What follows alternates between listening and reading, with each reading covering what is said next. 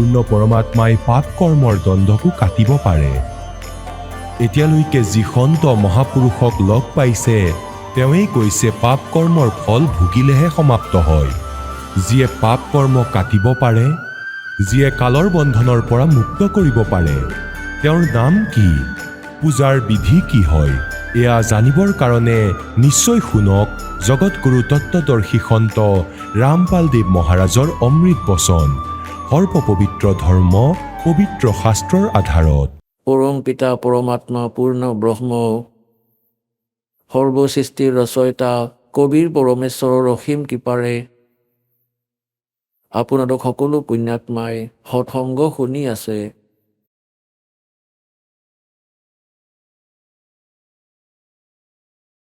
সৎসংগ সেই পুণ্যাত্মাসকলেই লাভ কৰে যাৰ ওপৰত পৰমেশ্বৰৰ অসীম কৃপা থাকে। পৰমেশ্বৰৰ অসীম কৃপা কোনবোৰ পুণ্যাত্মাৰ ওপৰত হয়? যিসকল পূৰ্বজন্মত ভক্তিযুক্ত হৈ আছিলে, কিয়নো মনুষ্য জীৱন দুই প্ৰকাৰে প্ৰাপ্ত কৰে। এটাটো পূৰ্বজন্মৰ শুভ সংস্কাৰৰ আধাৰত প্ৰাপ্ত কৰে, দ্বিতীয়টো টাৰ্ম ৱাইজ হয়। এটা বিধান আছে প্ৰভুৰ পৰমাত্মাৰ যে প্ৰত্যেক প্ৰাণীয়ে 84 লাখ প্ৰকাৰৰ প্ৰাণীৰ জীৱনৰ সম্পূৰ্ণ এটা চক্ৰ অতিবাহিত কৰাৰ পিছত এটা মানৱ শৰীৰ অৱশ্যেই প্ৰাপ্ত কৰে। এয়া পৰমেশ্বৰ কবিৰ দেৱৰ আমি প্ৰাণীবোৰৰ ওপৰত এক বিশেষ কৃপা আছে, আৰু সেইকাৰণে বিবশ হৈ এই কালে আমাক এটা মনুষ্য জীৱন দিবলগীয়াই হয়। আৰু সেই মানৱ শৰীৰেই আমাৰ বাবে এক গল্ডেন চান্স হয়, এক সোণালী সুযোগ হয় শুভ কৰ্ম কৰাৰ, দান ধৰ্ম কৰাৰ আৰু মুক্তি প্ৰাপ্ত কৰাৰ। আৰু মানৱ শৰীৰ প্ৰাপ্ত কৰিও আমি মুক্তি প্ৰাপ্ত নকৰোঁ, তেন্তে ডাঙৰ ভুল হ'ব প্ৰাণীৰ। ইয়াৰ কাৰণ কি হয়?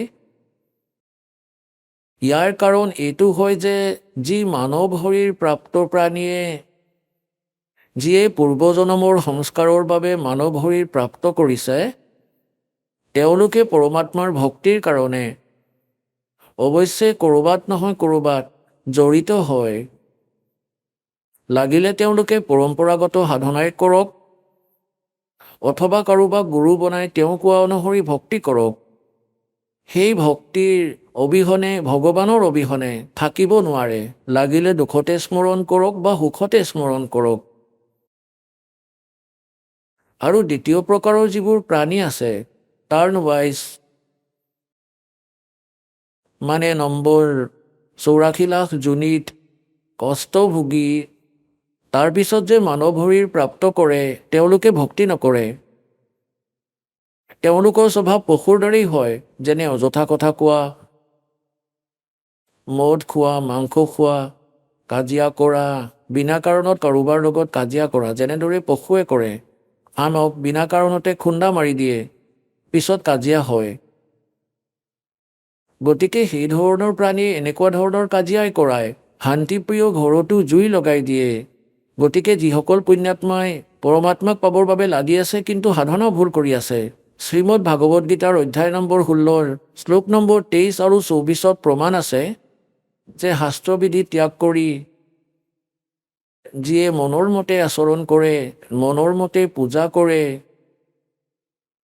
যি শাস্ত্ৰত প্ৰমাণিত নাই সেই সাধনা কৰে, তেওঁলোকে না কোনো সুখ প্ৰাপ্ত কৰে, না কোনো সিদ্ধি প্ৰাপ্ত কৰে, নাতো তেওঁলোকৰ পৰম গতি হয়, অৰ্থাৎ ব্যৰ্থ, ইউজলেছ হয় সেই সাধনা। যি সাধকে শাস্ত্ৰবিধি ত্যাগ কৰি তেওঁ স্বয়ঙে সাধনা কৰক, নাইবা কোনো নকলি ডুপ্লিকেট গুৰু বনাই তেওঁ কোৱা অনুসৰি শাস্ত্ৰৰ বিৰুদ্ধে সাধনা কৰি আছে, তেন্তে তেওঁ নিজৰ জীৱন নাশ কৰি আছে। আৰু যিয়ে চিধাকৈ 84 লাখ যোনিৰ পৰা ওলাই মানৱ জীৱন প্ৰাপ্ত কৰে, তেওঁলোকেতো ভক্তি নকৰি তেওঁলোকৰতো এনেও জীৱন নাশ হৈয়ে আছে। গতিকে ইয়াৰ বাবে সৎসংগৰ আৱশ্যকতা আছে। আৰু সৎসংগৰ অৰ্থ হৈছে যথাৰ্থ আধ্যাত্মিক জ্ঞান। আৰু যথাৰ্থ আধ্যাত্মিক জ্ঞান কেৱল পৰমাত্মাইহে দিব পাৰে। নিজৰ দ্বাৰা ৰচনা কৰা সৃষ্টিৰ বিষয়ে নিজেহে ক'ব পাৰিব। অন্য লাগিলে কোনো ঋষি হওক, মহৰ্ষি হওক, দেৱতা হওক, তেওঁলোকে কেৱল অনুমানহে কৰিব পাৰে। যেনে ধৰক চাইণ্টিষ্টসকল, তেওঁলোক আগতে দেৱাত্মা আছিলে। সেই শৰীৰক ভোগ কৰি তেওঁলোকে মনুষ্য শৰীৰ পাইছে। এতিয়া এওঁলোকে যি ট্ৰাই কৰি আছে, তেওঁলোকে কেৱল অনুমানহে কৰিব পাৰে। পৰমাত্মাৰ বিধানক এওঁলোকে জানিব নোৱাৰে। ঠিক এই প্ৰকাৰে যি ঋষি মহৰ্ষিসকলে সাধনা কৰিলে, অভ্যাস কৰিলে, মেডিটেশ্যন, সৎযোগ কৰিলে, যেতিয়াই তেওঁলোকে উপলব্ধি পালে, যেনেদৰে আজিকালি চাইণ্টিষ্টে ট্ৰাই কৰি আছে, তেনেদৰে ঋষিসকলে কৰিছিলে। গতিকে তেওঁলোকেও মূৰত হাত দি বহি গ'ল, একো লাভ নাপালে। শেষত ওলোটা পোলোটা ব্যাখ্যা বনাই সকলো মানুহকে সন্তুষ্ট কৰিলে। এই প্ৰকাৰে এই চাইণ্টিষ্টসকলে কিছুদিনৰ ভিতৰত নিজৰ যি নিষ্কৰ্ষ সেয়া উলিয়াই ফাইনেল কৰি দিব। কিন্তু পৰমাত্মাৰ বিধান পৰমাত্মাইহে ক'ব পাৰিব, জীৱই জানিব নোৱাৰে। গতিকে সেই পৰমাত্মাই নিজৰ বিধান আৰু সৎসংগ শুনাবলৈ স্বয়ঙে আহে। এয়া আমাৰ সৎগ্ৰন্থইও প্ৰমাণ দিয়ে, প্ৰমাণিত কৰে। যেনেদৰে আমাৰ পবিত্ৰ বেদ আছে, এয়া গড গিভেন স্পিৰিচুৱেল নলেজ হয়, পৰমাত্মাই দিয়া আধ্যাত্মিক জ্ঞান। চাৰিও বেদ আৰু পঞ্চম বেদ নষ্ট কৰি দিয়া হ'ল ইয়াৰে স্বামীৰ দ্বাৰা। ইয়াৰ স্বামী কোন হয়? সেয়া ব্ৰহ্ম হয়, যাক জ্যোতিস্বৰূপী নিৰঞ্জন অৰ্থাৎ কাল বুলিও কোৱা হয়। সি এইটো ভয় খায় যে কেনেবাকৈ মোৰ অন্তৰ্গত যিমানবোৰ প্ৰাণী বন্দী হৈ আছে, তেওঁলোকৰ পৰমাত্মাৰ যাতে বাস্তৱিক জ্ঞান হৈ নাযাওক। যদি বাস্তৱিক জ্ঞান হয়, আৰু যি সুখময় স্থান আছে, সৎলোক, অবিনাশী পৰমাত্মাৰ যি শাশ্বত স্থান হয়, য'ত কোনো দুখ নাই, য'ত বৃদ্ধাৱস্থা আৰু মৃত্যু নাই, সি ভয় খাই থাকে যে যদি এওঁলোকে সেই স্থানৰ বিষয়ে গম পায়, তেন্তে ইয়াত কোনেও নাথাকিব। যি কাৰণতে কিছুমান পুণ্যাত্মা থাকে, তেওঁলোকক ইয়ালৈ পঠিয়াই দিয়ে, তেওঁলোকক গুৰুপদ প্ৰাপ্ত কৰাই দিয়ে। তাৰপিছত তেওঁলোকক শাস্ত্ৰৰ বিৰুদ্ধে সাধনা কৰি সম্পূৰ্ণ মানৱ জাতিকে ভ্ৰমিত কৰি দিয়ে। সেইবাবে পৰমাত্মা আহে। যি পবিত্ৰ চাৰি বেদ আছে, সেয়া গড গিভেন হয়, কবিৰ গড গিভেন, কবিৰ পৰমাত্মাৰ দ্বাৰা দিয়া জ্ঞান। গতিকে এইকাৰণে পঞ্চম বেদ সমাপ্ত কৰি দিলে, যাক সূক্ষ্ম বেদ বুলি কয়, যাক তত্ত্বজ্ঞান বুলি কয়। সেইখনৰ পূৰ্তিৰ বাবে, যিখনৰ অভাৱৰ বাবে আমি ইয়াত ভ্ৰমি ফুৰিছোঁ, তাৰ পূৰ্তিৰ বাবে পৰমাত্মাই স্বয়ঙে আহে। পৰমাত্মাক আজিলৈকে যিমানবোৰ ঋষি মহৰ্ষিয়ে যিমানবোৰ ধৰ্ম গ্ৰন্থ আছে, যিমানবোৰ ঋষি মহৰ্ষি আছে, তেওঁলোকে নিৰাকাৰ বুলি কৈছে, যে তেওঁৰ কোনো আকাৰ নাই। আৰু যিমানবোৰ আমাৰ ধৰ্মগ্ৰন্থ আছে, তাক পৰমাত্মাক সাকাৰ বুলি কৈছে, নৰাকাৰ বুলি কৈছে, সশৰীৰ বুলি কৈছে, তেওঁৰ নাম কবিৰ বুলি কৈছে। গতিকে ব্ৰহ্মাদেৱেও নিজৰ মাতৃ দুৰ্গাদেৱীক কৈছে যে, মা, যেতিয়া মই বেদ পঢ়োঁ, তাৰপিছত আপোনাৰ যেতিয়া অভিজ্ঞতাৰ কথা শুনো, আৰু ময়ো অভ্যাস কৰি যিবোৰ অভিজ্ঞতা লওঁ, তাত বহুত বিৰুদ্ধাভাস আছে। সেয়া কিবা বিপৰীত জ্ঞান হয়, আৰু মোৰ যি অভিজ্ঞতা সেয়া বিপৰীত হয়। গতিকে দুৰ্গাদেৱীকো খাটাংকৈ কৈছে এই কাল ভগৱানে, কাৰণ তেওঁ এওঁৰ পত্নী ব্ৰহ্মৰ। এওঁক খাটাংকৈ কৈ দিছে যে সেই পৰমাত্মাৰ বাস্তৱিক জ্ঞান কেতিয়াও নকবা। গতিকে তেওঁ নিজৰ পুত্ৰসকলক যথাৰ্থ জ্ঞান নিদি তেওঁৰেই মহিমা শুনাই যে তেওঁতো নিৰাকাৰ হয়, তেওঁ সন্মুখলৈ নাহে, তেওঁক কেতিয়াও দেখা নাপায়। আৰু বেদত পৰমাত্মাক নৰাকাৰ বুলি লিখিছে, সশৰীৰ বুলি লিখিছে। আৰু তেওঁ ওপৰত বহি আছে, ওপৰৰ লোকত যেনেদৰে ৰজা বিৰাজমান হৈ থাকে সিংহাসনৰ ওপৰত, মূৰত মুকুট থাকে, শিৰত মুকুট আছে পৰমাত্মাৰ বগা ৰঙৰ, আৰু ওপৰত এটা ছাতি আছে মালিকৰ বহুত উজ্জ্বল। যেনেদৰে জিলমিল দেখা পোৱা যায় ইয়াত, তেনেদৰেই পৰমাত্মাৰ মুকুট আৰু ছাতিৰ ভিতৰত ঝিলমিল হৈ থাকে। কেতিয়াবা তাৰ ৰং সোণালী হয়, কেতিয়াবা হোৱাইট, একেবাৰে বগা ৰং হৈ যায়। গতিকে এই প্ৰকাৰে সি পৰমাত্মাৰ স্থিতি। আৰু বেদেও এইটোৱে কয়।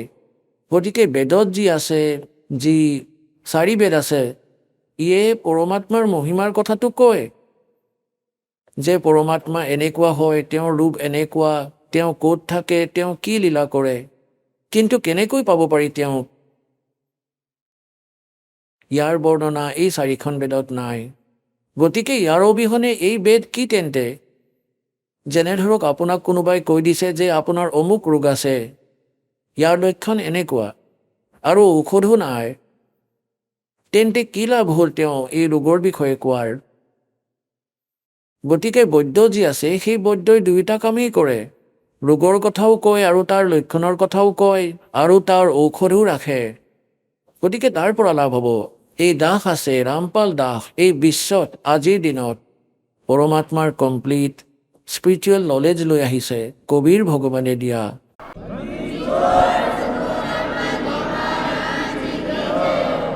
আৰু পৰমাত্মাই স্বয়ঙে আহি এই জ্ঞান দিয়ে। যেনেদৰে ঋগ্বেদৰ মণ্ডল নম্বৰ 9 সূক্ত নম্বৰ 86 86ৰ মন্ত্ৰ 26 আৰু 27ত, ঋগ্বেদ মণ্ডল নম্বৰ 9 সূক্ত 54ৰ মন্ত্ৰ 3, ঋগ্বেদ মণ্ডল নম্বৰ 9 সূক্ত 82 82ৰ মন্ত্ৰ নম্বৰ 1, 2, 3, ঋগ্বেদ মণ্ডল নম্বৰ 9 সূক্ত 94 মন্ত্ৰ 1ত, ঋগ্বেদ মণ্ডল নম্বৰ 9 সূক্ত নম্বৰ 95 95 মন্ত্ৰ 2ত, ঋগ্বেদ মণ্ডল নম্বৰ 9 আৰু সূক্ত 20ৰ মন্ত্ৰ 1ত, ঋগ্বেদ মণ্ডল নম্বৰ 9 সূক্ত 1 মন্ত্ৰ 8 আৰু 9ত, ঋগ্বেদ মণ্ডল নম্বৰ 9 সূক্ত 96 অৰ্থাৎ 96 16ৰ পৰা 20লৈকে আৰু বিভিন্ন স্থানত এয়া বেদত স্পষ্ট কৰি দিছে যে সেই পৰমাত্মা ওপৰৰ লোকত থাকে আৰু তাত ৰজাৰ দৰে সিংহাসনত বিৰাজমান হৈ আছে। দেখাত ৰজাৰ তুল্যই হয়, সুন্দৰ শৰীৰ নৰাকাৰ, তাৰ পৰা শৰীৰ গতি কৰি আহে আৰু তেওঁ 3 প্ৰকাৰে লীলা কৰে। নিজৰ সকলো আত্মাকে যথাৰ্থ জ্ঞান দিবৰ বাবে, আমাক ইয়াত ধাৰণ পোষণ কৰিবলৈ, আমাক চোৱা চিতা কৰিবলৈ তেওঁ 3 প্ৰকাৰৰ শৰীৰ নিজৰ বনায়। এটা ৰূপত পৰমাত্মা স্থায়ী হৈ থাকে ওপৰৰ লোকত, আটাইতকৈ ওপৰৰ স্থানত এটা বহুত ডাঙৰ গুম্বজ আছে মন্দিৰৰ দৰে, আৰু তাৰ চেণ্টাৰত পৰমাত্মাৰ তখ্ত আছে। তখত মানে সিংহাসন। কোৱা হয় নহয় দিল্লীৰ তখ্তত বাবৰ বহি আছিলে ইমান চনত, তখত মানে সিংহাসনখনত। গতিকে তেওঁ মাজত বহি আছে পৰমাত্মা সিংহাসনখনত, আৰু মূৰত ছাতি আছে যেনেদৰে আপুনি ওপৰত দেখি আছে, আৰু মূৰত মুকুট আছে পৰমাত্মাৰ। দেখাত ৰজাৰ দৰে পৰমাত্মা তাৰ পৰা। গতিকে এক প্ৰকাৰে তেওঁ তাত সেই শৰীৰে আছে, আৰু সেই পৰমাত্মা নৰাকাৰ হয়, মনুষ্য সদৃশ হয়। তেওঁৰ এডাল নোমৰ গুৰিক গুৰি বুলি কোৱা হয়। নোমৰ এডাল নোমৰ গুৰি বুজা, এডাল নোমৰ গুৰিৰ লগত কোটি সূৰ্য মিলাই দিয়া আৰু কোটিটা জোনৰ পোহৰ, দুয়োটা মিলাই যিমান পোহৰ হ'ব এডাল নোমৰ গুৰিৰ সমান নহ'ব। শোভা আছে পৰমাত্মাৰ শৰীৰৰ, ইমান শোভা। আৰু সেই পৰমাত্মাই নিজৰ অন্য ৰূপ ধাৰণ কৰি আৰু 2টা স্থিতি মেইনটেইন কৰে। এটাটো প্ৰত্যেক যুগতে, সত্যযুগ, ত্ৰেতা, দুৱাপৰ আৰু কলি যুগ, প্ৰত্যেক যুগতে এটা লীলা কৰে। ওপৰৰ নিজৰ লোকৰ পৰা আহে, অন্য ৰূপ ধাৰণ কৰে, আৰু এটা কমলৰ পুষ্পৰ ওপৰত, কমলৰ পুষ্প পানীত থাকে, কমলৰ পুষ্পৰ ওপৰত আহি পৰমাত্মা বিৰাজমান হৈ যায় এক নৱজাত শিশুৰ ৰূপত, আৰু তাৰ পৰা তেওঁক নিঃসন্তান দম্পতীয়ে উঠাই লৈ যায় আৰু লাহে লাহে পৰমাত্মাই নিজৰ লীলাময় শৰীৰ নিজৰ লীলা কৰি ডাঙৰ হয়। এজন জনসাধাৰণৰ দৰেই ভূমিকা কৰে। নিজৰ হাতেৰে নিৰ্বাহ কৰি সময় অনুসাৰে যুগ অনুসাৰে সেই সময়ত যিবোৰ ক্ৰিয়া হয়, নিজে এক সাধাৰণ মানুহৰ দৰে এজন ভগতৰ দৰে থাকি নিজৰ জীৱন যাপন কৰে, নিজে নিৰ্বাহ কৰি দেখুৱায়। তাৰপিছত তেওঁ লাহে লাহে বালক ৰূপ অলপমান ডাঙৰ হয়। 5-4 বছৰ আয়ুসতে ডাঙৰ ডাঙৰ বিদ্বানক আধ্যাত্মিক জ্ঞানত পৰাজিত কৰি দিয়ে, তেওঁলোকক আচৰিত কৰি দিয়ে। তাৰপিছত তেওঁ ডাঙৰ হৈ তত্ত্বদৰ্শী সন্ত হৈ যায়। নিজৰ মহিমা নিজেই কয়। নিজৰ মহিমাবোৰ তেওঁ লোককথাৰ মাধ্যমেৰে, বাণীৰ মাধ্যমেৰে আৰু শব্দাৱলীৰ মাধ্যমেৰে মানে পদ্যভাগত শুনায়। সেইবাবেই তেওঁ কবিৰ মাজতো এজন প্ৰসিদ্ধ কবিৰ পদবী প্ৰাপ্ত কৰে। কিন্তু তেওঁ হয় পৰমাত্মা। কাৰণ কবিৰ জ্ঞানত সেই জ্ঞানৰ পৰাই গম পায় যে কবিয়ে নিজৰ স্তৰেৰে কেৱল এটা পয়েম বনাব পাৰে, আধ্যাত্মিক জ্ঞানৰ কথা ক'ব নোৱাৰে। আৰু কবিৰ পৰমাত্মাক কবি বুলি ক'ব ধৰিলোঁ আমি অজ্ঞানতাৰ বাবে। তেওঁ যি জ্ঞান দিছে সেয়া 4 বেদ, 18 পুৰাণ, 6খন শাস্ত্ৰ, মহাভাৰত, শ্ৰীমদ ভাগৱত গীতা, কোৰাণ, পুৰাণ আৰু বাইবেল, এই সকলোৰে এক মিশ্ৰিত জ্ঞান আছে। তাৰ ভিতৰত যি জ্ঞান আছে সেই জ্ঞানটো ইয়াত আছেই আছে পৰমাত্মাৰ দ্বাৰা দিয়া জ্ঞানত। যি জ্ঞান তাৰ ভিতৰত উপলব্ধ নাই, যি ভক্তিবিধি নাই, তত্ত্বজ্ঞান নাই, সেয়াও কৈ থৈছে। তেওঁ পৰমাত্মা আছিলে যদিও আমি তেওঁ কবি বুলি ক'ব ধৰিলোঁ। গতিকে যি প্ৰকাৰে পৰমাত্মাৰ দ্বিতীয় প্ৰকাৰৰ যি স্থিতি আছে, প্ৰত্যেক যুগতে বালক ৰূপ ধাৰণ কৰে আৰু লাহে লাহে ডাঙৰ হয়। গতিকে সেই সময়ত যেতিয়া তেওঁ বালক ৰূপত প্ৰকট হয়, এয়াও তেওঁৰ ভগৱানক চিনি পোৱাৰ লক্ষণ হয় যে তেওঁ সৰুতে কোনো মাকৰি গাখীৰ নাখায়, কুমাৰী গাইৰহে গাখীৰ খায়। গতিকে কুমাৰী গাইৰ গাখীৰৰ দ্বাৰাই তেওঁৰ প্ৰতিপালনৰ লীলা হয়। এয়া বেদে কৈছে। ঋগ্বেদ মণ্ডল নম্বৰ 9, সূক্ত নম্বৰ 1, মন্ত্ৰ 8 আৰু 9, এই 2টা প্ৰমাণ আছে যে 3 প্ৰকাৰৰ শৰীৰ পৰমাত্মাই ধাৰণ কৰে। আৰু তেওঁ যেতিয়া নৱজাতক শিশুৰূপত প্ৰকট হয়, সেই সময়ত তেওঁৰ প্ৰতিপালনৰ লীলা কুমাৰী গাইৰ দ্বাৰা হয়। যেতিয়া 600 বছৰ আগতে পৰমাত্মা ইয়ালৈ আহিছিলে, তেতিয়া এই লীলা কৰিছিলে। তেওঁ এই লীলাই কৰিছিলে। 25 দিনৰ হৈ গৈছিলে, কিন্তু একো খোৱা নাছিলে। পিতৃ মাতৃ চিন্তাত পৰিছিল। তেতিয়া ভগৱান শিৱ আহিছিল শিৱপুৰীৰ পৰা কবিৰ পৰমাত্মাৰ আদেশত। কাৰণ ইয়াৰ যেনেদৰে এক প্ৰান্তৰ মন্ত্ৰী থাকে, গতিকে প্ৰধানমন্ত্ৰী যেতিয়া ইয়ালৈ আহিব, তেওঁৰ ব্যৱস্থা ইয়াৰে মুখ্যমন্ত্ৰী আৰু মিনিষ্টাৰ তেওঁলোকে কৰাই আগত থিয় হৈ যায়। গতিকে এই প্ৰকাৰে এওঁলোক ইয়াৰ মন্ত্ৰী। শ্ৰী ব্ৰহ্মাদেৱ ৰজগুণ বিভাগৰ, শ্ৰী বিষ্ণুদেৱ সতগুণ বিভাগৰ আৰু শ্ৰী শিৱদেৱ তেওঁ তমগুণ বিভাগৰ। যি নিৰু আৰু নিমা নামৰ যি শিপিনী আছিলে, তেওঁলোক সেই জন্মত ব্ৰাহ্মণ আছিলে। তেওঁলোকৰ নাম গৌৰী শংকৰ আৰু সৰস্বতী আছিলে। মুছলমানসকলে তেওঁলোকক জোৰ কৰি বাই ফোৰ্চ তেওঁলোকক মুছলমান বনাই দিছিলে। হিন্দুসকলে তেওঁলোকে নিজৰ জাতিৰ পৰা আঁতৰ কৰি দিছিলে। গতিকে তেওঁলোকে আগতে উপাৰ্জন বাণী শুনাই প্ৰাপ্ত সেই দক্ষিণাই চলিছিলে, সেয়া বন্ধ হ'ল। সেইবাবে তেওঁলোকে শিপিনীৰ কাম আৰম্ভ কৰিছিলে আৰু সেইবাবে তেওঁক তাঁতী বুলি কোৱা হৈছিল। তেওঁলোক শিৱৰ পূজাৰী আছিলে, ব্ৰাহ্মণ। যিহেতু ব্ৰাহ্মণ আছিল যদিও মুছলমান হৈ গ'ল, তথাপিও ভগৱান শিৱলৈ তেওঁলোকৰ বৰকৈ মনত পৰিছিলে। গতিকে ভগৱান শিৱক তেওঁলোকে প্ৰাৰ্থনা জনাইছিলে নিৰু আৰু নিমাই যে সেই ভগৱান, সেই শিৱদেৱ, আগতেতো আমাৰ কোনো সন্তান নাছিলে, আপুনি দয়া কৰিলে কমলৰ ওপৰত এই বালক দি দিলে, এতিয়া ই একো খোৱা নাই, 25 দিন হৈ গ'ল, তাৰ মুখৰ ফালে চাই আছোঁ আৰু কান্দি আছোঁ।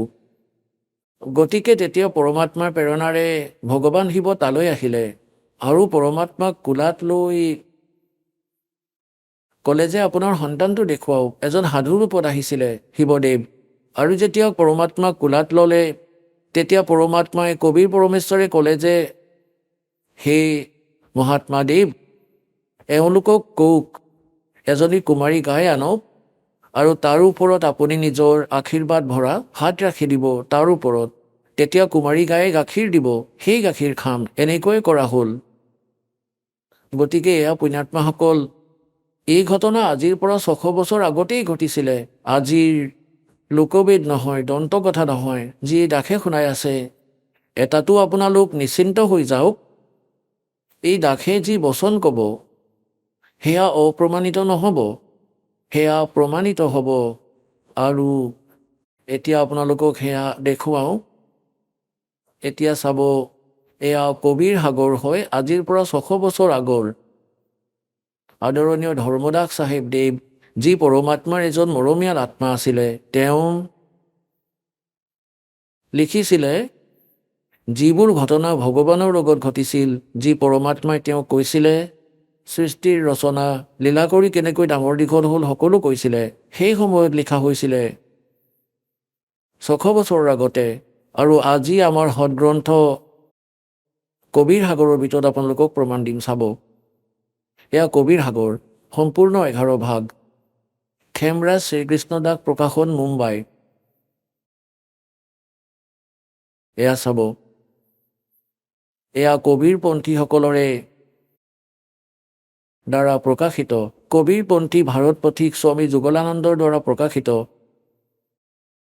মুদ্ৰক এবং প্ৰকাশক হ'ল খেমৰাজ শ্ৰীকৃষ্ণ দাস, অধ্যক্ষ শ্ৰী ভেংকটেশ্বৰ প্ৰেছ, খেমৰাজ শ্ৰীকৃষ্ণ দাস মাৰ্গ, মুম্বাই। এয়া এতিয়া ইয়াৰ আপোনালোকক লৈ যাওঁ 74 নম্বৰ পৃষ্ঠালৈ। যেনে অলপ মৌখিক কওঁ যে পৰমাত্মা নৱজাতক শিশুৰ ৰূপ ধাৰণ কৰি কমলৰ ফুলত প্ৰকট হৈছিলে। নিৰু আৰু নিমা এওঁলোক দুজন শিপিনী আছিলে, দম্পতী, পতি পত্নী আছিলে। নিৰু স্বামীৰ নাম আৰু নিমা তেওঁৰ পত্নীৰ। এতিয়া যেতিয়া সন্তানটোৱে কিছুদিনলৈকে একো খোৱা নাছিলে, তেতিয়া ৰামানন্দ দেৱৰ ওচৰলৈ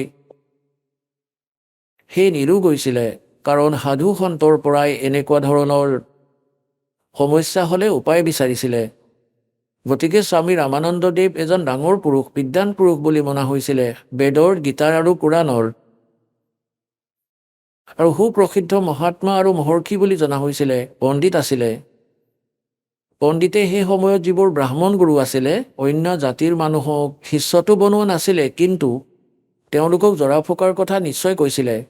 এতিয়া চাব, এয়া কবিৰ সাগৰ, ইয়াৰ 74 নম্বৰ পৃষ্ঠাত জ্ঞান সাগৰ আছে। এয়া ব্ৰেকেটৰ ভিতৰত যি পৃষ্ঠা আছে, এয়া পৃষ্ঠা নম্বৰ 74, আৰু এয়া জ্ঞান সাগৰ নামৰ এটা চেপ্টাৰ আছে। এতিয়া লিখিছে, চুন জুল্হা মন ভয়ো আনন্দা, জিমি চকোৰ পায়া নিশ্চন্দা। মানে সি শিপিনীয়ে পৰমাত্মাক পাই এনেদৰে উৎফুল্লিত হ'ল, যেনেদৰে ডাউক পক্ষীয়ে চন্দ্ৰক দেখি হয়। লে সুত চলে হৰ্ষ মন কিনা, अर्थासो पुन असबोल ही लीना। सुत काशी को ले चले लोग देखण ते आव, अन्न पानी भक्षे नहीं, भखे नहीं, अन्न पानी खावे नहीं, जुल्हा शोक मनावे। এতিয়া যেতিয়া পৰমাত্মাক নিৰু আৰু নিমাই লৈ আহিলে, ইমান সুন্দৰ শৰীৰ আছিল পৰমাত্মাৰ যে কোনো কেঁচুৱাই তেওঁৰ দৰে ধুনীয়া নাছিলে, যি কাৰণে ওচৰৰ পাজৰৰ নগৰৰ সকলো মানুহে তেওঁক চাবলৈ আহিব ধৰিলে। আৰু নিৰু আৰু নিমাৰ এইটো চিন্তা হৈ আছিল যে এই কেঁচুৱাটোৱে একো খোৱা নাই, ই কেইদিনমানহে জীয়াই থাকিব। সিহঁত ইয়াৰ বাবে দুখী আছিল। চাব, সুত কাশী কো লে চলে লোক দেখণ তে আৱ, अन्न पानी बख्शे नहीं, जुल्हा शोक मनावे। একো খোৱা নাছিলে বাবে শিপিনীহাল দুখত আছিলে। তব জুলহা মন কিন তিৱানা ৰামানন্দ সো কহি উৎপানা। স্বামী ৰামানন্দ দেৱৰ ওচৰলৈ গৈ সকলোবোৰ কাহিনী ক'লে। मैं सुत पायो बढ़ा गुणवंता कारण कौन बखे निसंता। যে হে মহাত্মা কি কাৰণ, সি একোৱেই খোৱা নাই। रामानंद ध्यान तब धारा जुल्हा सो तब वचन उचारा। এই কথা ক'লে সেই শিপিনীশালক। पूर्व जन्म में ते ब्राह्मण जाति और हर सेवा किन्हीं बलवाती। कुछ तब सेवा हर की चूका ताते भयो जुल्हा का रूपा। प्रीति प्रभु गह तोर लेनी ताते उद्धान में सुत तो दीना। তোমালোক আগৰ জন্মত ব্ৰাহ্মণ আছিলা, ভগৱানৰ কিবা ভক্তি পাহৰিছা। কিবা ভুল হ'ল তোমালোকৰ, যি কাৰণে তোমালোকে ব্ৰাহ্মণৰ পৰা শিপিনী হৈ গ'লা। আৰু তোমালোকৰ এই মৰম ভাৱ দেখি ভগৱানে তোমালোকক জংঘলত এইটো পুত্ৰ দি দিলে। প্ৰীতি প্ৰভু গহ তোৰ লীনা তাতে উদ্ধান মে সুত তই দীনা। এতিয়া ইয়াত এইটো নুৰি নহয়, নিৰু হয়, নিষ্প্ৰিণ্ট হৈছে ইয়াত। হে প্ৰভু যশ কিন্হ তছ পায়। এতিয়া সি নিৰুৱে কৈ আছে, শিপিনীয়ে, যে মই যেনেকুৱা কাম কৰিছিলোঁ তাৰ ফল মই পালোঁ। আৰু আৰ্থ হো তো দৰ্শন আয়া। সংকটত পৰি মই তোমাৰ ওচৰলৈ আহিছোঁ। अशोक ये उपाय गुसाई बालक अक्सुदावंत कुछ खाई। रामानंद अस युक्ति विचारा तुम सुत कोई ज्ञानी अवतारा। আপোনালোকৰ পুত্ৰ কোনো বিদ্যান পুৰুষ হয়। बछिया जाही बैल नहीं लागा सोले ठाड करते आगा। এজনী গাইৰ পোৱালি লৈ আহা, যাক হাৰ গৰুৱে টাচ কৰা নাই, মানে কুমাৰী, আনটাচড কুমাৰী। যাক বছিয়া জাহি বেল नहीं लागा सोले ठाड करते ही आगा। তাৰ সন্মুখত থিয় কৰাই দিয়া, সেই কেঁচুৱাটোৰ সন্মুখত কুমাৰী গাই আনি। दूध चले ते थनते दूध ही देव छिपाई और अक्सुदावंत होवे ताको देखवाई। তাৰপিছত তাক খুৱাই দিবা। जुल्हा एक बछिया ले आवा और चलो दूत कोई मरम न पावा। चलो दूत जुल्हा हरसाना राख छिपाई काहू नहीं जाना। এতিয়া ইয়াত যি গাখীৰ শব্দটো আছে, লেখকসকলে ইয়াত অলপ গণ্ডগোল কৰি দিছে। কবিৰপন্থীসকলে ইয়াত অলপ চলপ নিজৰ বুদ্ধিৰে আকৌ প্ৰিণ্ট কৰোৱাৰ সময়ত কিছু পৰিৱৰ্তন কৰাৰ চেষ্টা কৰিছিলে। এয়া সেই দূত কোন আছিলে? গৰীবদাস চাহিবদেৱ গাঁও চুৰাণী জিলা ঝজ্জৰৰ জনক সেই পৰমেশ্বৰে পুনৰ আহি লগ কৰিছিলে। যেনেকৈ দাসে কৈ আছে যে তিনি প্ৰকাৰৰ স্থিতিৰে সেই পৰমাত্মা আমাক সকলোকে প্ৰতিপালন কৰে, তেওঁৰ সন্তানক। আৰু সেয়াই ঋগ্বেদ মণ্ডল নম্বৰ 9 সূক্ত 1 মন্ত্ৰ 8 প্ৰমাণিত আছে যে সেই পৰমাত্মাই তিনি প্ৰকাৰেৰে শৰীৰ ধাৰণ কৰে আমাৰ সকলোৰে প্ৰতিপালন কৰিবলৈ, চম্ভালিবলৈ। এতিয়া দ্বিতীয় প্ৰকাৰৰ স্থিতিৰ কথা আপোনালোকক এই দাসে ক্লিয়াৰ কৰি আছে। বালক ৰূপ ধাৰণ কৰি আহে। আৰু তৃতীয় প্ৰকাৰৰ স্থিতিত সেই পৰমাত্মাই যলৈ বিচাৰে যেতিয়াই কোনো সাধু সন্ত মহাত্মাৰ ৰূপত প্ৰকট হৈ নিজৰ ভাল আত্মাবোৰক, মৰমীয়াল আত্মাবোৰক লগ কৰি তেওঁলোকক তত্ত্বজ্ঞানৰ সৈতে পৰিচিত কৰায় আৰু নিজকে ভগৱানক ভগৱান বুলি সিদ্ধ কৰিবলৈ। কাৰণ কালে জ্ঞান ব্যৰ্থ কৰি দিছে, আধ্যাত্মিক জ্ঞান নষ্ট কৰি দিছে, সেইবাবে নিজৰ কাৰণে সাক্ষী তৈয়াৰ কৰে। সেই মহাপুৰুষসকলক সৎলোকলৈ লৈ যায়, আকৌ এৰি দিয়ে। গতিকে সেই তৃতীয় প্ৰকাৰৰ স্থিতিত সেই পৰমাত্মা আহে আৰু সেই মৰমীয়াল আত্মাবোৰক লগ কৰে। কাক কাক লগ পাইছিলে এই কলিযুগত? দাসৰ যি নলেজত আছে, আদৰণীয় ধৰ্মদাস চাহিবদেৱক, আদৰণীয় মুৰুগদাস চাহিবদেৱক, আদৰণীয় দাদু চাহিবদেৱক, আদৰণীয় নানক চাহিবদেৱক, যি শিখ ধৰ্মৰ প্ৰৱৰ্তক হয়, তেওঁক, যাক পৰমাত্মাই আহি লগ কৰিছে, যি সৎপুৰুষে আহি লগ কৰিছে সত্য লোকৰ পৰা, য'ত তেওঁ থাকে তাৰ পৰা গতি কৰি আহে, সাধু ৰূপ ধাৰণ কৰে, জীৱিত মহাত্মাৰ ৰূপ ধাৰণ কৰে।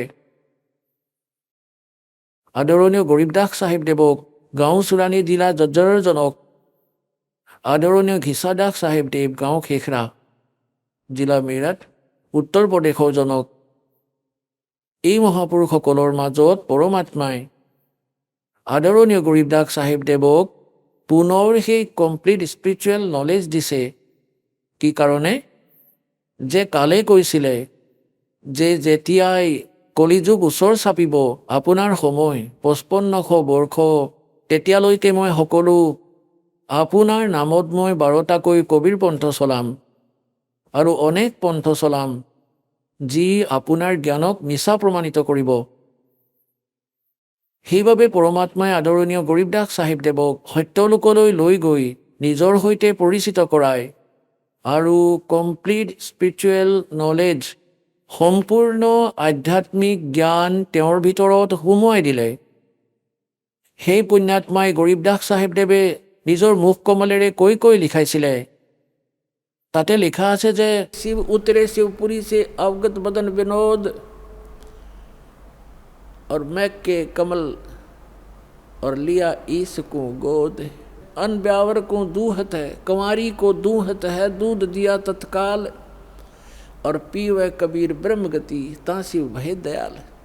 অৰ্থাৎ শিৱদেৱ আহিছিলে শিৱলোকৰ পৰা এজন সাধুৰ ৰূপ ধৰি, আৰু তেতিয়া তেওঁ সেই কুমাৰী গাইজনীৰ কঁকালত হাত থৈছিলে পৰমেশ্বৰৰ আদেশ অনুসৰি। নৱজাত শিশুৰ ৰূপত পৰমাত্মা তেওঁৰ কোলাত আছিলে আৰু তেতিয়া গাখীৰ ওলোৱা আৰম্ভ হৈছিলে কুমাৰী গাইজনীৰ স্তনৰ পৰা। এটা মাটিৰ বাচন অনা হৈছিলে কুমাৰৰ পৰা পৰিষ্কাৰ, তাতে সেই গাখীৰ থৈছিলে। সেই কুমাৰী গাইজনী তাত সৎলোকৰ পৰা আহে পৰমাত্মাৰ বাবে গাখীৰ, তেওঁৰ নিজ লোকৰ পৰা আহে। কয় এই নকলি লোকৰ গাখীৰ কিনো খাম, ইয়াততো সকলোবোৰ ঠগবাজ। গতিকে সৎলোকৰ পৰা আহিছিল সেই পৰম পিতাৰ বাবে গাখীৰ, গাইৰ যি সকলো পশুৰ মাজত পবিত্ৰ। গতিকে সেই গাখীৰ পৰমাত্মাই খাইছিলে। গতিকে সেই গাখীৰ আহিল, পিছত আকৌ গাখীৰ গুচি গ'ল, অৰ্থাৎ সেই মহাত্মা গুচি গ'ল। পৰমাত্মা তিনি লোকৰ ভগৱান আৰু এক সাধু সন্ত ৰূপত আহিছিল, তেওঁ গুচি গ'ল। গতিকে ইয়াৰ বাকী বৰ্ণনা এয়া হয়। ইয়াত মিছগাইড হৈ আছে, গম নাপাব। ইয়াত তেওঁলোকে ৰামানন্দদেৱৰ সৈতে লগ লগাই দিলে। মহাপুৰুষ সাধু সন্তৰ ওচৰলৈ অৱশ্যেই যায়, দোষী ব্যক্তিসকল যায় মহাপুৰুষৰ ওচৰলৈ। তেওঁ যি যন্ত্ৰ মন্ত্ৰ কৰিছিলে সেয়া কৰি কৈছিলে আপোনাৰ যি পুত্ৰ সেয়া সাধাৰণ ব্যক্তি, কেঁচুৱা নহয়, এওঁ কোনো মহান বিদ্যান পুৰুষ। আৰু যিবোৰ যেনেকুৱা যি বাস্তৱিকতা যি দাসে কৈ আছে সেয়া সত্য। তথাপিও আমি এই পইণ্টটো বুজিব লাগিব যে যি বেদে কৈ আছে সেই লীলা কৰিছে কোনে? বেদত বৰ্ণিত লীলা যিয়ে কৰিছে তেওঁৱেই হৈছে গড। বেদত ভগৱানৰ যি লক্ষণ লিখা আছে আৰু যিয়ে এই লীলা কৰিছে তেওঁৱেই গড, তেওঁৱেই পৰমাত্মা। আৰু এই লীলা কোনে কৰিছে আপোনালোকক দেখুৱাই আছোঁ কবিৰ সাগৰৰ পৰা। তাৰপিছত আপোনালোকক দেখুৱাম বেদতো এয়া লিখা আছে। গতিকে আমি সহজেই বুজি পাম, চিনি পাম আমাৰ পৰম পিতাক, যিয়ে আমাৰ বাবে ভ্ৰমি ফুৰিছে, আমাক বিচাৰিছে, আমাক সৎবুদ্ধি দিব বিচাৰিছে। আমি এই কালৰ মিছা সুখক আৰু ইয়াকেই সুখ বুলি মানি ইয়াতেই ব্যৱস্থা বিচাৰি থাকোঁ। এয়া হৈ যাওক, গাড়ী হৈ যাওক, ঘৰ হৈ যাওক, আৰু এইবোৰ হোৱাৰ পাছত যেতিয়া মৃত্যু হৈ যাব তেতিয়া গাধেও হৈ যাবা। এই ঘৰ বাৰী কি কামত আহিল আপোনাৰ? পৰমাত্মাক খোজা। ভগৱানে কি কৈছে? পৰমাত্মাই আমাক খুজিবলৈ শিকাইছে যে মোক এইটো খোজা। সাই ইতনা দিজিয়ে জিসমে কুটুম সমাৱে আম্বি ভুখে না ৰহে কৈ অতিথি না ভুখা যাৱে। ইমানখিনি খোজা ভগৱানক, বেছি নুখুজিবা।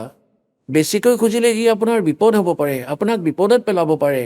আৰু আপোনাৰ জাহামে কুটুম সমাৱেৰ অৰ্থ হ'ল ৰিকুৱাৰমেণ্ট অফ দ্য ফেমিলি। আমাৰ পৰিয়ালৰ বাবে যি আৱশ্যক বস্তু পৰমাত্মা সেইটো উপলব্ধ কৰাব। তেতিয়া তাত সকলো আহি গ'ল, বাকীনো কি থাকিল? ঘৰো দিব। আজিকালি যি কলি যুগ তাতে গাড়ী লাগে, গাড়ীও দিব ভগৱানে। আপুনি ইমানেই খোজক জামে কুটুম সমাৱে, আৰু আমিও যাতে ভোকত নাথাকোঁ তেনেকে।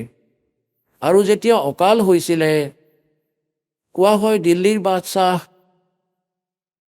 নিজৰ ৰাজ্য ত্যাগ কৰি ভিক্ষা খুজিছিলে, ফল গছৰ পাত ছিঙি খাইছিলে। যেতিয়া সময়ত ৰুটি পাই যায় তেতিয়া অযথা কথা ভাবে এই মনে, ডাঙৰ ঘৰ বনাওঁ, ডাঙৰ গাড়ী লওঁ আৰু বেংক বেলেঞ্চ বনাওঁ। বেংক বেলেঞ্চ বনাব লাগিছিল ভক্তিৰ আৰু ধৰ্মৰ, সেয়া আমি পাহৰিলোঁ। গতিকে ইয়াক কোৱাৰ বাবে পৰমাত্মা আহিছিলে। যি প্ৰসংগ চলি আছে তালৈ আহোঁ। গতিকে ইয়াৰ পৰা এইটো সিদ্ধ হৈ গ'ল, যেতিয়া কবিৰ পৰমাত্মা বালক ৰূপত আহিছিল, তেওঁৰ শিশু ৰূপত প্ৰকট পৰমাত্মাৰ প্ৰতিপালনৰ লীলা কুমাৰী গাই দ্বাৰা হৈছিল, সেইটো প্ৰমাণ হ'ল কবিৰ সাগৰত। এয়া আজিৰ লিখা নহয়। 600 বছৰ আগতে যেতিয়া পৰমাত্মা আহিছিলে, সেই সময়ত আদৰণীয় ধৰমদাস চাহিবদেৱে লিখিছিল আৰু কবিৰ পন্থৰ দ্বাৰা সুৰক্ষিত হৈ আছে। এতিয়া আপোনালোকক দেখুৱাওঁ বেদে কি কৈ আছে পৰমাত্মাৰ বিষয়ে, তেওঁ কেনেকুৱা লীলা কৰে। যদি বেদৰ অনুবাদ এই দাসে কৰিলে হয়, সেইটোৱে কৰিলে হয় যি এই কেইটামান শ্লোকত তেওঁলোকে কৰিছে, যিয়ে ভগৱানক নিৰাকাৰ বুলি মানে। এয়া তেওঁলোকৰ ফাইনেল হয়, তেওঁলোকৰ কাৰ আৰ্য সমাজৰ সকলৰ, মহৰ্ষি দয়ানন্দ আৰু তেওঁৰ শিষ্যসকলৰ। এইটো ফাইনেল সিদ্ধান্ত যে ভগৱান নিৰাকাৰ হয়, তেওঁৰ কোনো শৰীৰ নাই, তেওঁৰ কোনো বডি নাই। আৰু বেদো তেওঁলোকৰ দ্বাৰাই অনুবাদিত। এই কেইটামান শ্লোকত পৰমাত্মাই তেওঁলোকৰ দুৰ্বুদ্ধিত পাথৰ পেলাই দিছে আৰু এজ ইট ইজ অনুবাদ কৰাই দিলে যি বেদত হ'ব লাগিছিলে। তেওঁলোকে অলপ খেলি মেলি কৰিছে, কিন্তু আপোনালোক বুদ্ধিমান সমাজ, আপোনালোকে সহজে বুজি পাব। পৰমাত্মাৰ দ্বাৰা দিয়া তত্ত্বজ্ঞানেৰে তাক সহজে বুজি পাব পাৰি। এইটো ভাল কথা যে আপোনালোকৰ ওপৰত দয়া কৰিছে দাতাই, যে তেওঁৰ দ্বাৰাই অনুবাদিত এইটো স্পষ্ট হৈছে যে পৰমাত্মা মনুষ্য সদৃশ হয়, তাৰ পৰা গতি কৰি আহে আৰু পুণ্যাত্মাসকলক লগ কৰে, ভাল আত্মাসকলক লগ কৰে। আৰু কি কাৰণে লগ কৰে? তেওঁলোকক উপদেশ দিয়ে, তেওঁলোকক তত্ত্বজ্ঞান দিয়ে। এতিয়া তেওঁ কি লীলা কৰে এয়া চাব। এতিয়া এয়া আৰ্য প্ৰতিনিধি সভা অৰ্থাৎ মহৰ্ষি দয়ানন্দ দেৱৰ শিষ্যৰ দ্বাৰা অনুবাদিত, যিয়ে ভগৱানক নিৰাকাৰ বুলি মানে। কিন্তু বাস্তৱত বেদত পৰমাত্মা নৰাকাৰ বুলি কৈছে। নৰ মানে মনুষ্যৰ দৰে। সশৰীৰ, তেওঁৰ নাম কবিৰ হয়, তেওঁ সত্যলোকৰ পৰা গতি কৰি আহে। তেওঁ য'ত থাকে নিস্থানত, চব ভ্ৰূণ উপৰি, সকলো ভ্ৰূণৰ ওপৰৰ স্থানত প্ৰতিষ্ঠিতি, তাত বহি আছে ভগৱান। দেখাত ৰজাৰ সমান, তাৰ পৰা গতি কৰি আহে। 3 প্ৰকাৰে লীলা কৰে।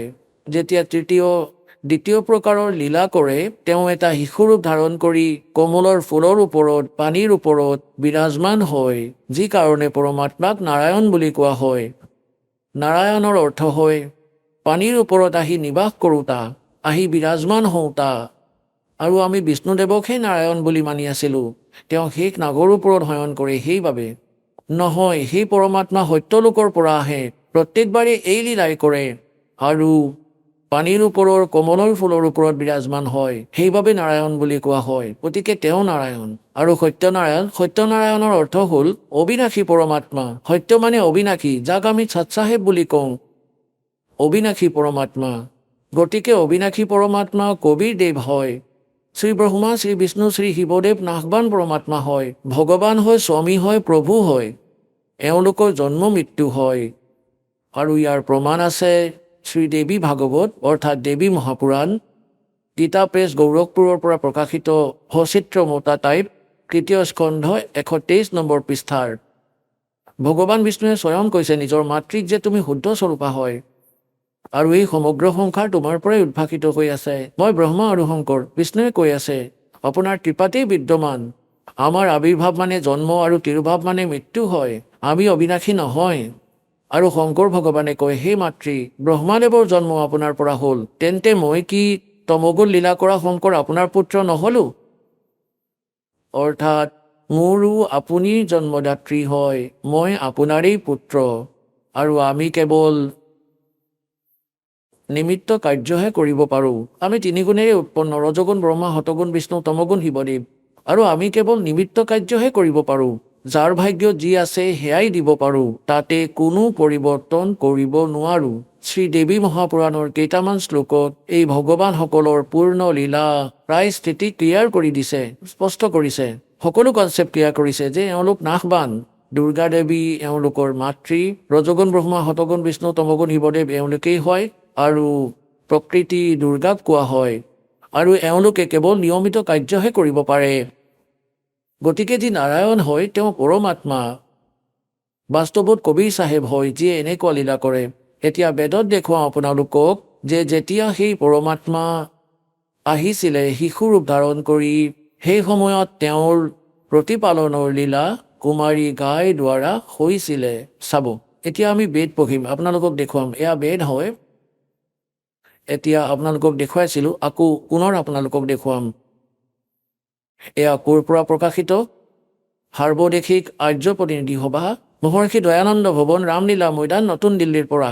আৰু এয়া ইয়াৰ অনুবাদক আৰু এয়া মুদ্ৰক, prince offset printers, 1514 house, Daryaganj, নতুন দিল্লীৰ পৰা। এতিয়া মই আপোনালোকক ঋগ্বেদ মণ্ডল নম্বৰ 9 সূক্ত নম্বৰ 1 দেখুৱাম। এয়া চাব, ঋগ্বেদ ভাষাভাষ্যম নৱামণ্ডল মানে নৱম মণ্ডল আৰম্ভ হৈছে। ইয়াৰ প্ৰথম মন্ত্ৰটো হ'ল, ইয়াত কি লিখা আছে? সেই সাম্য স্বভাৱৰ পৰমাত্মন মানে পৰমাত্মাৰ মহিমা চলি আছে। সৌম মানে পৰমাত্মা, সৌম, এইটোও ধ্যান ৰাখিব। এতিয়া আগলৈ গৈ আপোনালোকক হেল্প কৰিব এই জ্ঞানক বুজাত। এয়া 1 নম্বৰ মন্ত্ৰ, মণ্ডল নম্বৰ 9 সূক্ত নম্বৰ 1 মন্ত্ৰ নম্বৰ আমি দ্বিতীয়টো পঢ়ি আছো। ইয়াত আছে, সেই পৰমাত্মন আপুনি, পৰমাত্মাৰ মহিমা চলি আছে, এইটো ধ্যান ৰাখিব। এতিয়া তৃতীয় মন্ত্ৰটো সেই পৰমাত্মান, চতুৰ্থ মন্ত্ৰটো সেই পৰমাত্মান আপুনি, হয়নে ভগৱানৰ মহিমা? আৰু পঞ্চম মন্ত্ৰত সেই পৰমাত্মান আপুনি মানে পৰমাত্মাৰ মহিমাই চলি আছে। এতিয়া ষষ্ঠ মন্ত্ৰত মণ্ডল নম্বৰ 9 সূক্ত 1 মন্ত্ৰ 6 সেই পৰমাত্মান, পৰমাত্মাৰেই মহিমা। আৰু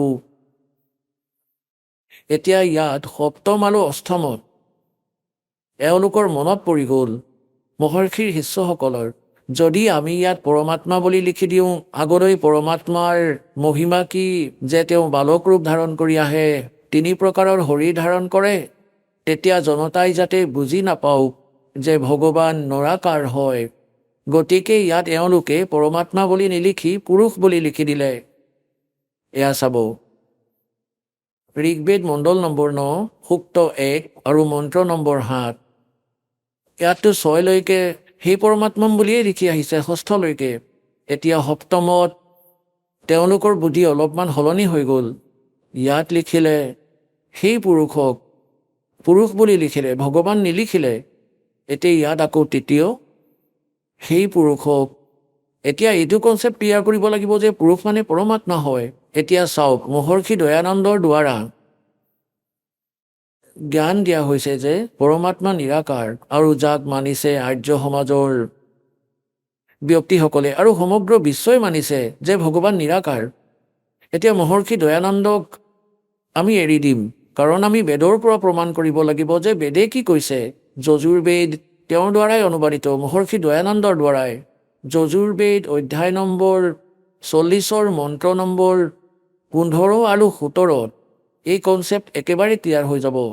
যেনেকৈ বেদ জ্ঞান পৰমাত্মাই দিছে, সেই পূৰ্ণ পৰমাত্মাই এওঁৰ অন্তঃকৰণত ফিট কৰি দিছে।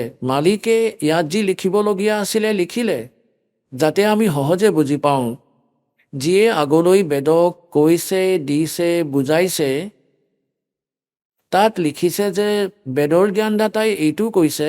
এতিয়া বেদৰ জ্ঞানদাতাক ইয়াত কাল বুলি মনা হ'ব, ব্ৰহ্মক, কাৰণ তেওঁ আগলৈ প্ৰদান কৰিছে আৰু তেওঁক ভগৱানে পৰম পিতাই দিছে।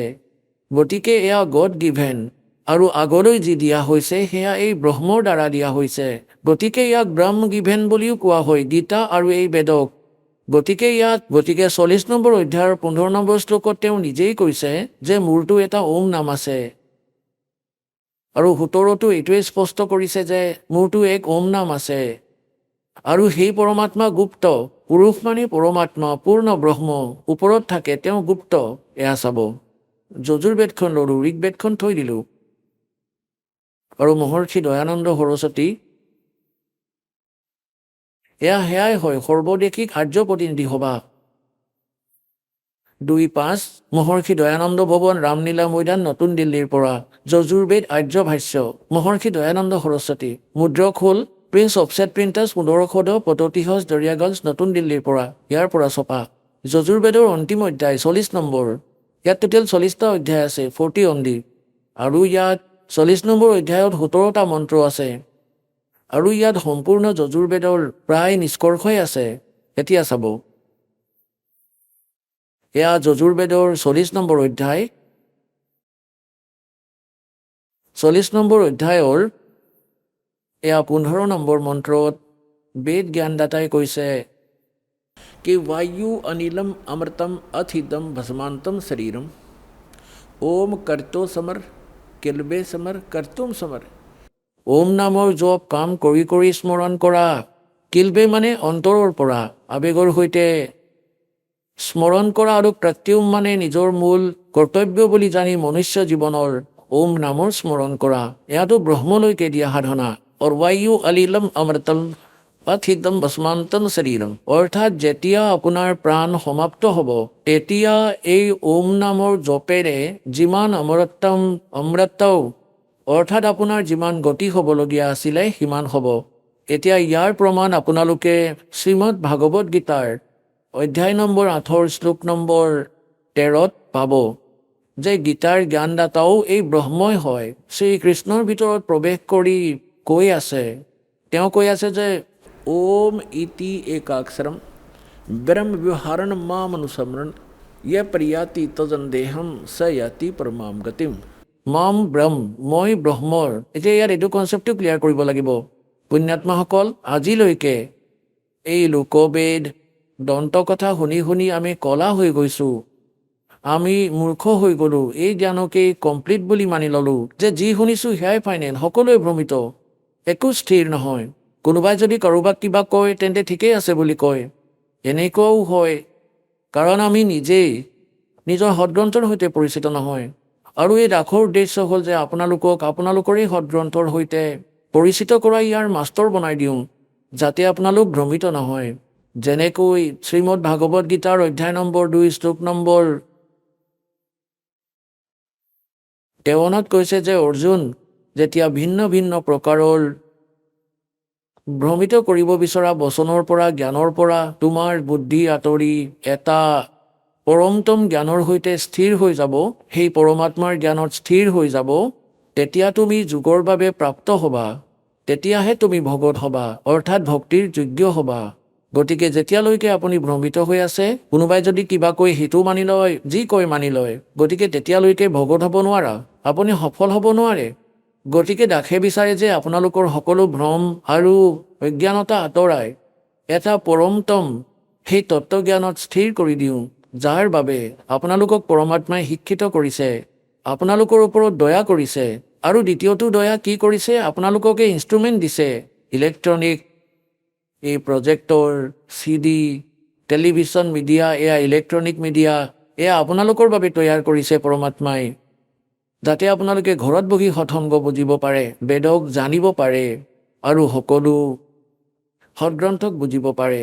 আৰু যেতিয়ালৈকে আপোনালোকে স্বয়ঙেই নিশ্চয়কৈ সদগ্ৰন্থবোৰ নাজানে, তেতিয়াই কালি যিমানবোৰ ভ্ৰমিত কৰিব বিচৰা সন্ত পঠিয়াইছে, সিহঁতে এনেকৈ আপোনালোকক মিছগাইড কৰি উদ্দেশ্যৰ পৰা বঞ্চিত কৰি দিব। গতিকে এতিয়া দাসে বিচাৰে যাতে এওঁলোক সফল নহওক। আপোনালোক শিক্ষিত, পুত্ৰ পুত্ৰী ভাই ভনী সকলো শিক্ষিত, আৰু সদগ্ৰন্থ আমাৰ লগত আছে। গতিকে এতিয়া এইটো বুজক যে আপোনালোকৰ জীৱনৰ উদ্দেশ্য কি হয়, সেয়া বুজি পাব সৎসংগৰ পৰা। মনুষ্য জীৱনৰ উদ্দেশ্য হ'ল মুক্তি পোৱা। ইয়াত ঘৰ বনোৱা, মহল বনোৱা, গাড়ী কিনা এয়া নহয়, এয়াতো এডিশ্যনেল হয়, বাই প্ৰডাক্ট হয় ভক্তিৰ। এই দাসে যি আপোনালোকক ভক্তি দিব, পৰমাত্মাই দিয়া, এই সাধনাৰ দ্বাৰা আপোনালোকে যি সুখ গোটেই জীৱন বিচাৰি ফুৰে, প্ৰাপ্ত কৰিব বিচাৰে, সেয়া নাপায়।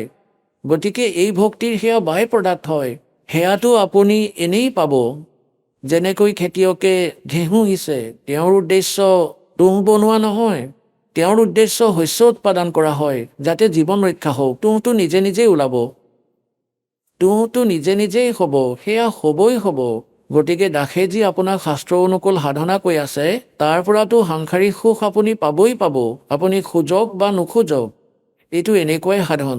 গতিকে আপোনালোকক সকলো সদগ্ৰন্থৰ সৈতে পৰিচিত কৰোৱাটো অনিবাৰ্য।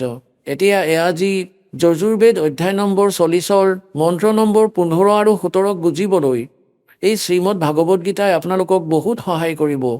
কিয়নো শ্ৰীমদ ভাগৱত গীতাৰ 4খন বেদৰে সাৰাংশ হয় আৰু চিম্পল লেংগুৱেজত আছে, বেদতকৈও চিম্পল লেংগুৱেজত আছে। এয়া গতিকে এইখন আমি চাব এয়া শ্ৰীমদ ভাগৱত গীতা গীতা প্ৰেছ গৌৰৱপুৰৰ পৰা প্ৰকাশিত। জয়দয়াল গোবিন্দকা ইয়াৰ অনুবাদক হয়। গীতা প্ৰেছ গৌৰৱপুৰৰ পৰা এয়া প্ৰকাশিত। এতিয়া আপোনালোকক দেখুৱাম অষ্টম অধ্যায়ৰ 13 নম্বৰ শ্লোক। এয়া চাব অধ্যায় নম্বৰ 8 আৰু শ্ৰীমদ ভাগৱত গীতাৰ অধ্যায় নম্বৰ 8 শ্লোক নম্বৰ এয়া 13। আমি সংস্কৃত পঢ়িম, আমি পঢ়া শুনা কৰা শিক্ষিত, আমি শিক্ষিত। ওম ইতি একাক্ষৰম ব্ৰহ্ম ব্যৱহাৰণ মামনুসমৰণ ইয়ে প্ৰিয়াতি তজন্দেহম স ইয়াতি পৰমাম গতিম। 13 নম্বৰ। ইয়াৰ অৰ্থ হ'ল যে মাম ব্ৰহ্ম, এই গীতাৰ জ্ঞানদাতাই শ্ৰীকৃষ্ণত প্ৰৱেশ কৰি কৈ আছে মাম ব্ৰহ্ম, মই ব্ৰহ্মৰ, ওম ইতি একাক্ষৰম, এই ওম এটা আখৰ হয়, নাথিং এলছ, আৰু ব্যৱহাৰম মাম অনুস্মৰণ, উচ্চাৰণ কৰি স্মৰণ কৰি ইয় প্ৰজাতি তজম দেহম, উশাহ অৰ্থাৎ শৰীৰ এৰি যোৱাৰ সময়ত, ভস্মান্তম শৰীৰম, বেদত যজুৰ্বেদ অধ্যায় নম্বৰ 40 মন্ত্ৰ নম্বৰ 15 ভস্মান্তম শৰীৰ বুলি লিখা আছে, আৰু ইয়াত লিখা আছে ইয়ে প্ৰিয়াতি তজম দেহম স ইয়াতি পৰমাম গতিম। ওমৰ পৰা পোৱা যি পৰম গতি আছে এয়া এই ধৰণে প্ৰাপ্ত হ'ব।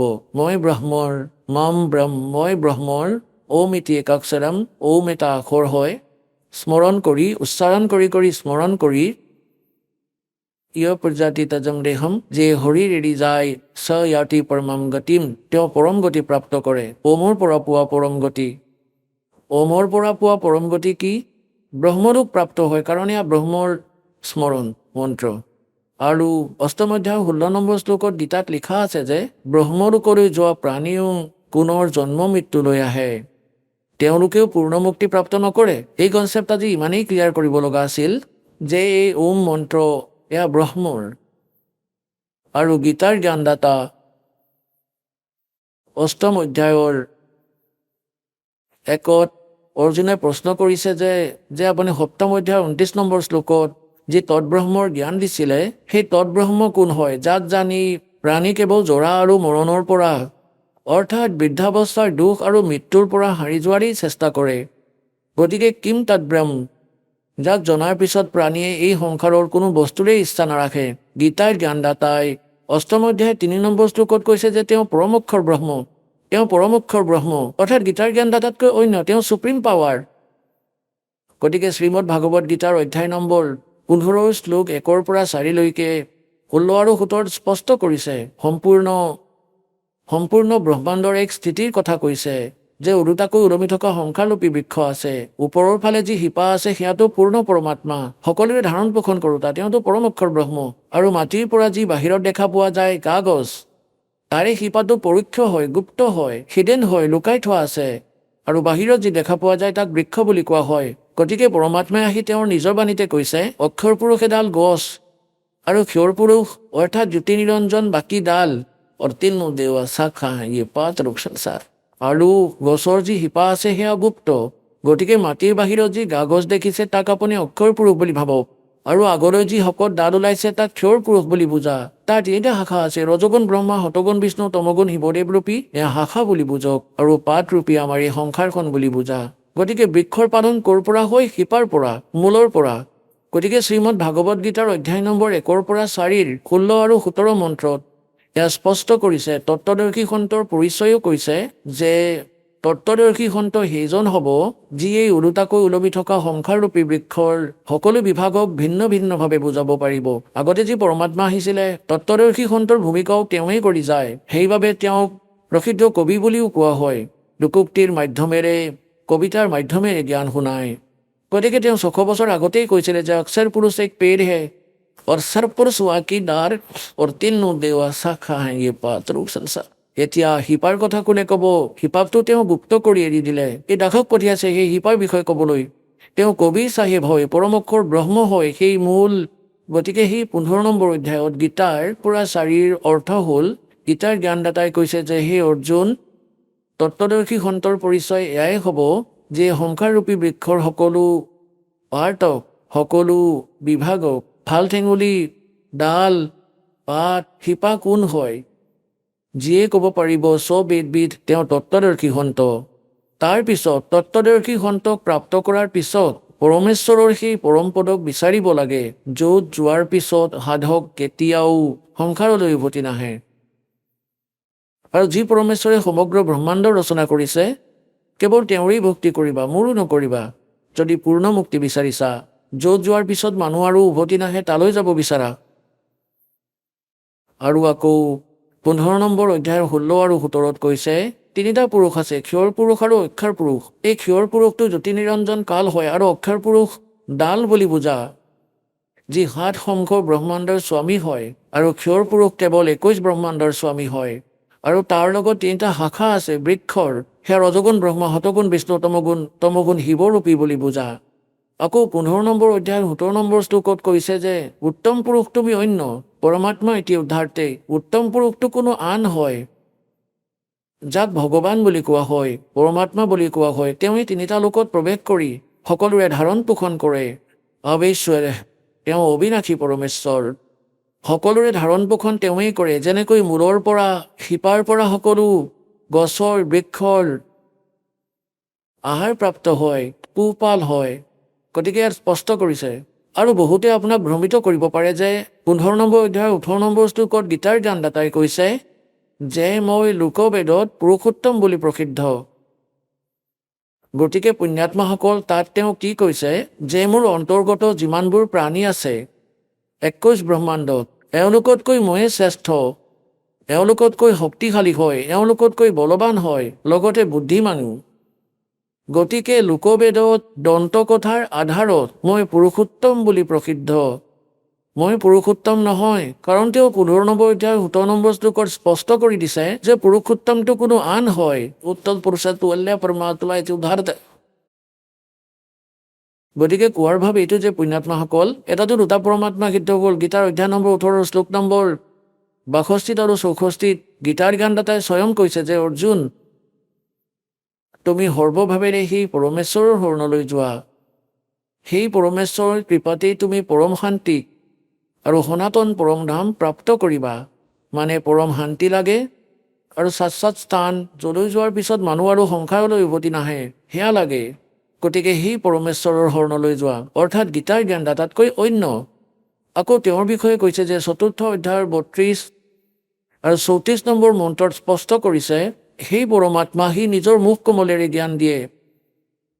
সেয়া তত্ত্বজ্ঞান। তেওঁৰ মুখ কমলৰ দ্বাৰা কোৱা বাণীত, সচিদানন্দ ঘন ব্ৰহ্মৰ বাণীত সেই যজ্ঞৰ তথ্য অৰ্থাৎ ধাৰ্মিক অনুষ্ঠানৰ তথ্য বিস্তাৰিতভাৱে দিছে। সেয়া তত্ত্বজ্ঞান। সেই তত্ত্বজ্ঞানক তুমি তত্ত্বদৰ্শী সন্তক সোধা, মই নাজানো। যদি গীতাৰ জ্ঞানদাতাই জানিলে হয় তেন্তে এটা অধ্যায় আৰু বনালে হয়। সেইবাবে তেওঁ কৈ দিছে যে তত্ত্বদৰ্শী সন্তক সোধা। আকৌ কৈছে যে তত্ত্বদৰ্শী সন্তক প্ৰাপ্ত কৰাৰ পিছত 15 নম্বৰ অধ্যায়ৰ 4ৰ্থ শ্লোকত পৰমেশ্বৰৰ সেই পৰম পদক বিচাৰিব লাগে, যলৈ যোৱাৰ পিছত সাধক আৰু সংসাৰলৈ কেতিয়াও উভতি নাহে। 17 নম্বৰ অধ্যায়ৰ 23 নম্বৰ শ্লোকত সেই পৰমেশ্বৰক কোৱাৰ, সেই শাশ্বত স্থানক কোৱাৰ, সেই পৰম ধামক কোৱাৰ বিধি কৈছে। ওম তৎসৎ ইতি নিৰ্দেশে ব্ৰহ্মণে ত্ৰিবিধ সমৰ্থ। সেই সচিদানন্দ ঘন ব্ৰহ্মক কোৱাৰ এই 3 মন্ত্ৰৰ জপৰ নিৰ্দেশ আছে, একেবাৰে ফাইনেল, নাথিং এলছ।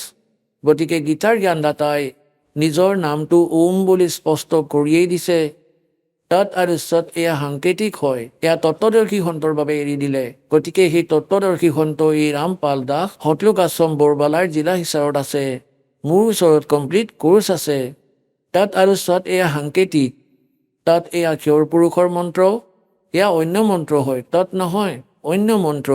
আৰু সৎ এয়া পৰম অক্ষৰ ব্ৰহ্মৰ মন্ত্ৰ, জপ হয়, সেয়া অন্য মন্ত্ৰ হয়। তাক সাৰ শব্দ বুলিও কোৱা হয়, সাৰ নাম বুলিও কয়, আদি নাম বুলিও কয়। গতিকে এয়া কমপ্লিট কোৰ্চ হয় সেই পৰমেশ্বৰক পোৱাৰ।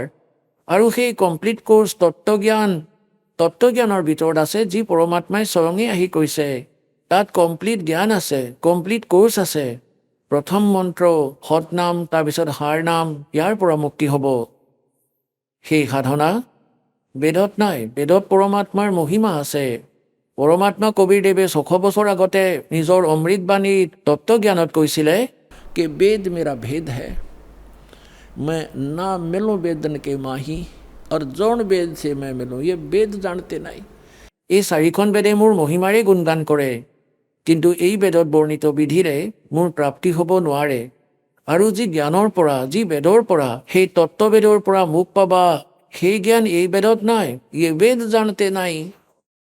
वेद मेरा भेद है, मैं ना मिलूं वेदन के माही और जौन वेद से मैं मिलूं ये वेद जानते নাই। সেয়া ক'বলৈ স্বয়ঙেই পৰমাত্মা আহে।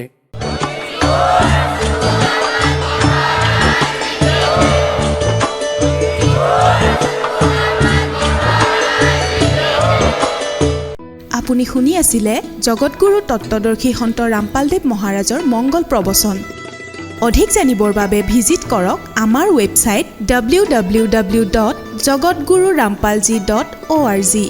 সন্ত ৰামপালদেৱ মহাৰাজৰ শুভ আশীৰ্বাদত সমগ্ৰ বিশ্বতে 500তকৈও অধিক নাম দীক্ষা কেন্দ্ৰ আছে, য'ত সন্ত ৰামপালদেৱ মহাৰাজৰ দ্বাৰা বিনামূলীয়া নাম দীক্ষা দি থকা হৈছে।